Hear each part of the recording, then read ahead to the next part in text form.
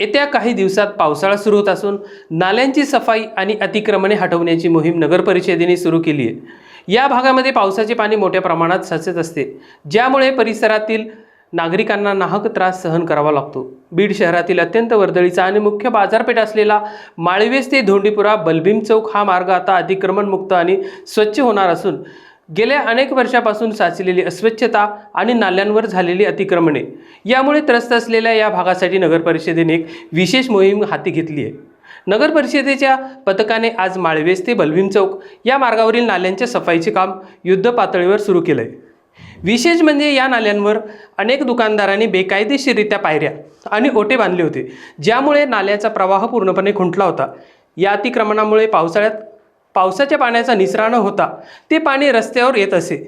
आता नगर परिषदेने JCBच्या साहाय्याने ही सर्व अतिक्रमणे हटवण्यास सुरुवात केली आहे।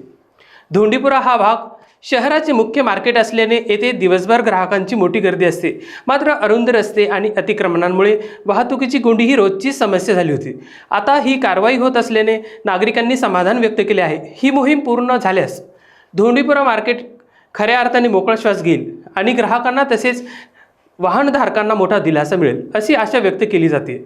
नगर परिषदेच्या वतीने स्पष्ट करण्यात आले की ही मोहीम केवळ तात्पुरती नसून शहराचे आरोग्य आणि वाहतूक व्यवस्था सुधारण्यासाठी हे एक पाऊल उचलण्यात आले आहे। ज्या दुकानदारांनी नाल्यांवर पुन्हा अतिक्रमणे करण्याचा प्रयत्न केला तर त्यांच्यावर कडक कायदेशीर कारवाई देखील करण्यात येईल असा इशारा प्रशासनाने दिला आहे।